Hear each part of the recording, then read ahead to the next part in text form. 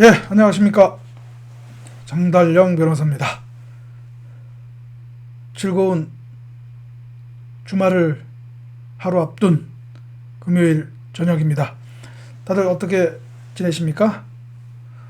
오늘 하루 종일 비가 흩날리는 날씨였는데 또 날씨가 또 제법 쌀쌀하더라고요. 자, 건강 유의하시고요. 자, 오늘은 바로 5.18 광주 민주화 운동, 법적으로는 광주 민주화 운동이라고 규정이 되어 있지만 또 다른 한쪽에서는 광주 폭동, 5.18 폭동이라고도 합니다. 그러나 저는 여기서는 그냥 광주 사태라고 얘기를 하겠습니다. 오늘은 그 광주 사태에 대해서 얘기를 할까 합니다. 바로 다음 주 월요일 40주년 5.18이 되는 날이죠. 그래서 아마 광주에서도 다른 때와는 다르게 또 특별한 또 의미를 둘 텐데요. 오늘은 그 광주시에게 조금은 뼈아픈, 또 우리 광주 시민들에게는 조금은 냉정한 그런 말씀을 드리려고 합니다. 무엇이냐 하면 바로 5.18 보상 심사와 관련된 그 심의 업무와 관련된 약간 비평을 하고자 합니다. 자, 제 방송을 보신 분들은 이미 잘 알고 계시겠지만 제가 이해찬, 서른, 민병두 이 세 사람, 주요 정치인 이 세 사람의 5.18 피해자 보상과 5.18 유공자 등록에 있어서의 그 부당한 의혹을 제기하고 제가 법적인 소송까지 지금 진행하고 있다는 것을 아실 겁니다. 바로 이 5.18 그 보상과 5.18 유공자 등록에 있어서 과연 광주광역시가 그 5.18 보상 심의를 투명하게 공정하게 했느냐에 대해서는 여러 가지 논란이 있습니다. 아까 얘기했던 바로 이 3인의 주요 정치인의 5.18 보상 심의 결정에 있어서의 그 문제를 제가 지적을 해왔고 또 법적으로도 지금 그 의혹을 풀려고 노력을 하고 있습니다만 그러한 의혹이 불거지는 근본적인 문제점을 제가 오늘 바로 지적을 하려고 하는 것입니다. 제가 잠깐 여러분들에게 자료를 하나 보여드리도록 하겠습니다.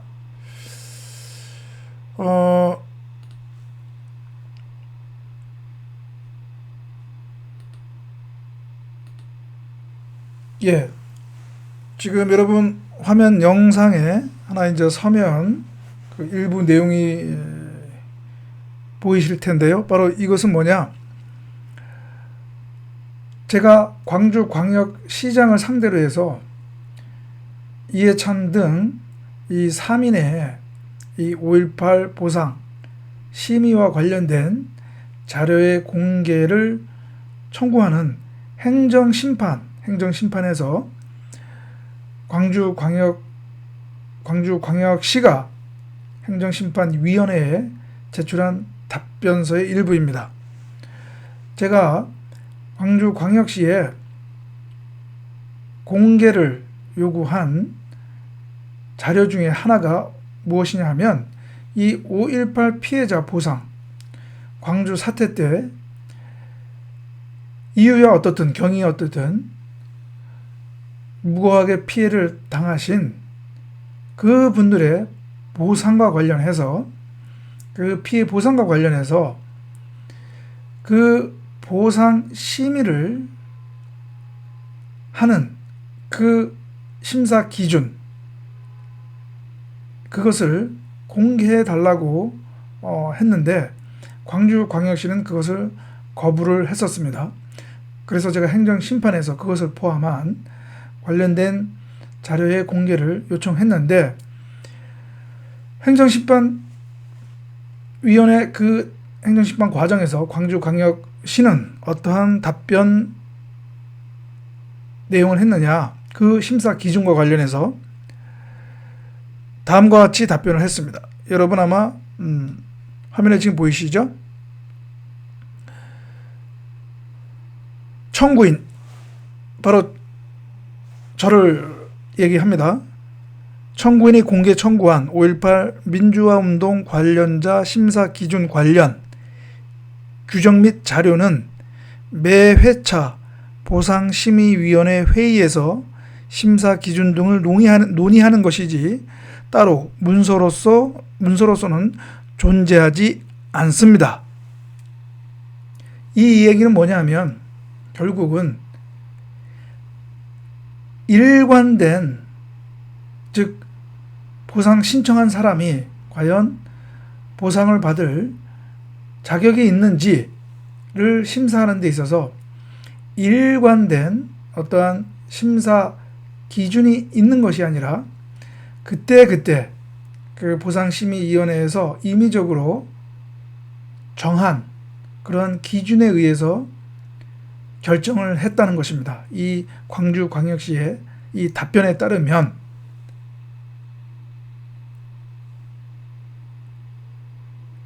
여러분 어떻게 생각하십니까?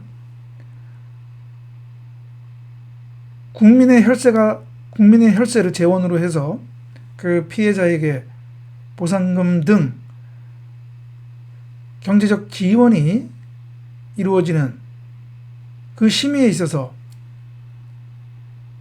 명확하고 일관된 기준이 없이 그때 자의적으로 했다는 말밖에 되지 않겠습니까? 과연 공정한 심의가 이루어졌다고 우리가 생각할 수 있겠습니까?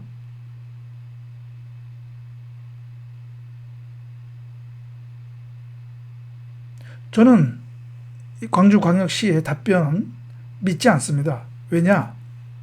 이 답변과 다른 객관적인 자료가, 근거가 있기 때문입니다. 무엇이냐면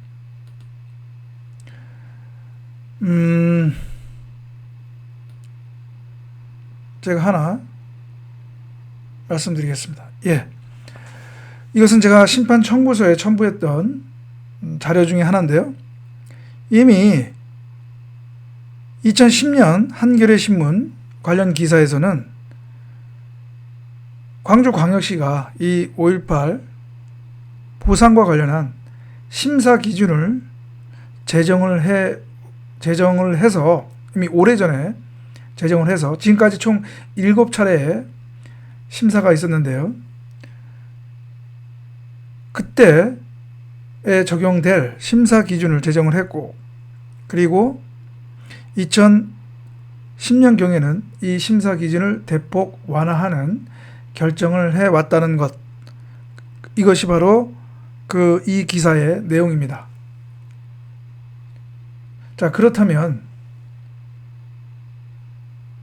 심사 기준이 일관된, 물론 2010년에 완화했다고 하지만 아무튼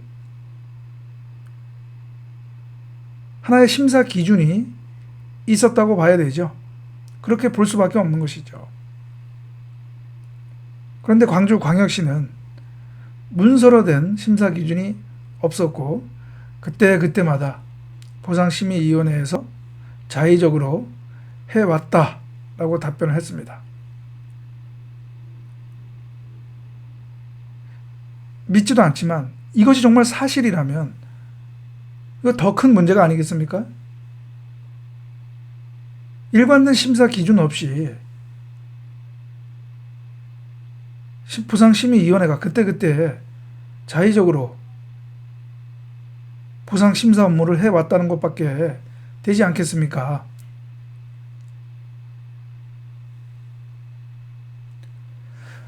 이러한 광주광역시 보상심의 업무에 있어서의 불투명성, 불명확성 때문인지 몰라도 어떤 일이 있었느냐.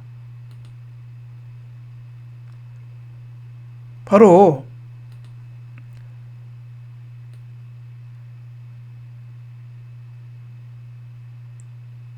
(2000년도에) 이 5.18 피해 보상을 받은 사람들 중에 100명이 넘은 사람들이 거짓으로 피해자라고 보상을 신청한 것이 적발이 돼서 많은 사람들이 형사처벌받은 일이 있었던 거죠. 그러한 심사의 불투명성, 불공정성, 그런 것 때문에 바로 이러한 어처구니 없는 일이 발생한 것 아니겠습니까?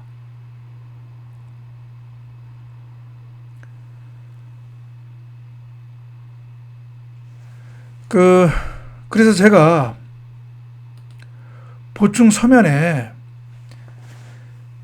이러한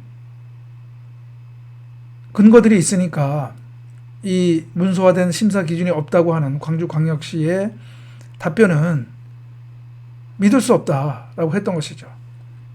그러나 행정심판위원회는 최근에 결정을 했는데요. 재결을 했는데 광주광역시의 그 입장을 그대로 받아들이는 결정을 해버렸죠. 물론 저는 행정심판의 엄정 중립성에 대해서 조금은 의심을 했지만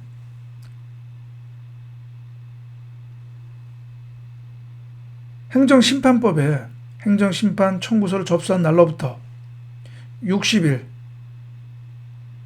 30일의 1회 연장, 최장 90일 이내에는 재결을 하도록 했음에도 불구하고 제가 작년 9월 달에 행정심판을 청구했음에도 불구하고 이번 5월 달에야 아니죠. 예, 4월 달이네요. 4월 달에 와서야 결정을 한 사실을 보고서 저는 과연 행정심판위원회가 엄정하게 이 사건을 심의를 했는지 의심하지 않을 수가 없었던 것이죠.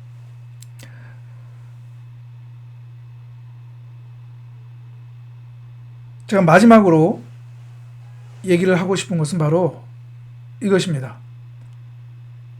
지금 최근에 정의기억연대의 회계의 불투명성, 또 사무 업무의 어떠한 부당성, 이런 문제가 제기되고 있는데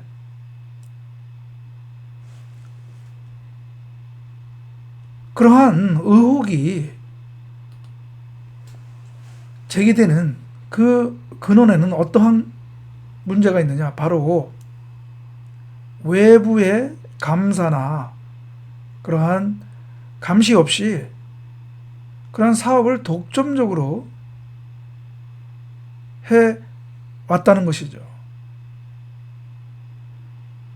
이 5.18 피해 보상 심의 결정 업무도 지금까지 제가 조금 전에 말씀드렸던 100명이 넘은 사람들의 가짜 5.18 피해 보상 적발이 있었음에도 불구하고 지금까지 감사원 등 어떠한 외부 기관의 감사나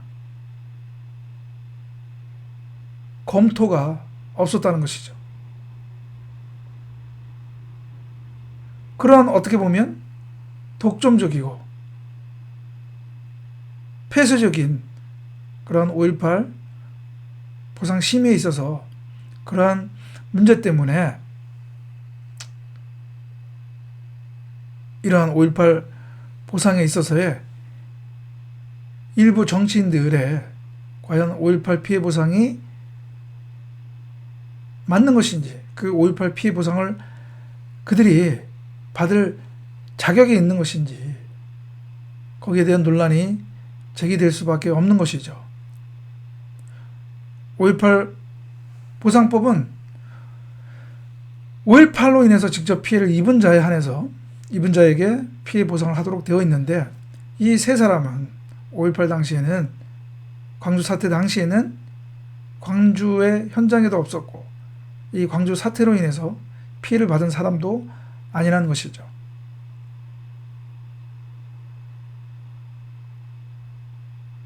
(5.18) 정신이 불의에 대한 항거, 정의라고 하면 지금 이 5.18 보상에 있어서의 불거지는 이러한 부정 의혹은 그 정신과는 맞지는 않습니다. 그래서 저는 이 자칫하면 이번 정대협이나 정의기억연대 그런 사태처럼 언젠가는 나중에는 이런 5.18 보상에 있어서의 그러한 불투명성, 불공정성 문제가 제기될 수 있다. 그것을 막기 위해서라면 지금이라도 5.18 피해 보상이 과연 적법한 절차에 의해서, 적정한 절차에 의해서 이루어졌는지, 정말 5.18 피해 보상을 받을 자격이 있는 사람에게 주어졌는지 다시 한번 꼼꼼하게 확인을 할 필요가 있겠다. 저는 그 점을 말씀을 드립니다. 예. 그래서 오늘은 우리 한국 현대사에 있어서 매우 불행한 사태인 이 광주 사태, 올해가 40주년이 되는데 그거 관련해서 이 5.18 피해 보상에 있어서의 그러한 문제점에 대해서 다시 한번 말씀을 드렸고, 광주광역시에 전향적인 적극적인 조치를 요구하는 그런 말씀을 마지막으로 드립니다. 예, 그러면 오늘 방송은 이것으로 마치고 다음 방송에서 뵙겠습니다. 예, 감사합니다.